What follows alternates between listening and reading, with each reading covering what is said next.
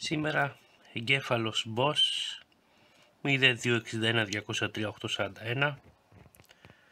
Δισεύρετος Bosch, το συναντάμε στα Fiat Punto GT εκείνης εποχής 95-96-97.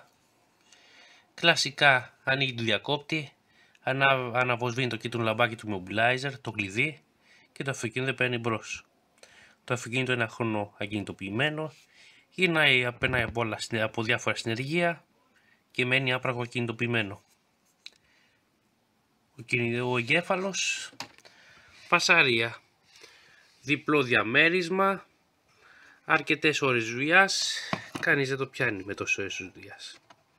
Και όμως το πιάσαμε και πάμε να το ξεκλειδώσουμε για να πάρει αυτό το Fiat Punto GT μπρος πια.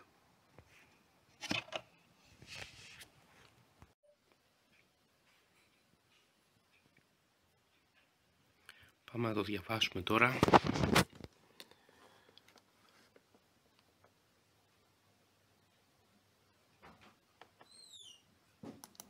Ωραία, διαβάσμα.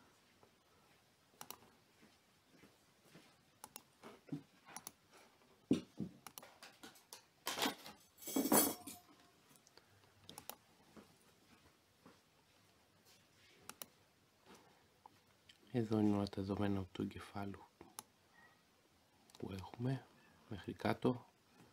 Πάμε να το αποθηκεύσουμε και να κάνουμε backup.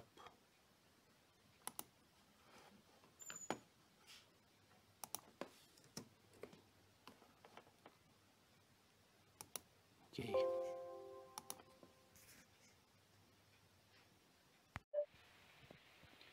Έγιναν όλες οι κατάλληλες τροποποιήσεις με WinOS.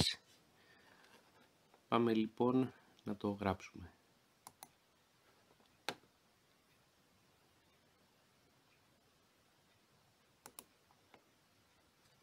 Ξεκινάει ο προγραμματισμός από το τσιπάκι του κεντρικού επεξεργαστή.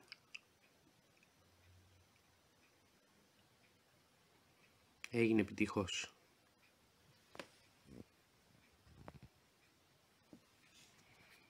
Πάμε να τα κουμπώσουμε στον εγκέφαλο όλα.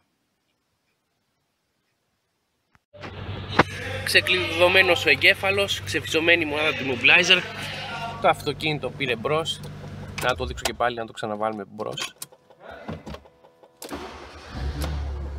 Πήρε μπρος, ξεκλειδωμένη μονάδα του immobilizer. Ξεκουμπωμένη μονάδα του immobilizer και ο εγκέφαλος ξεκλειδωμένος.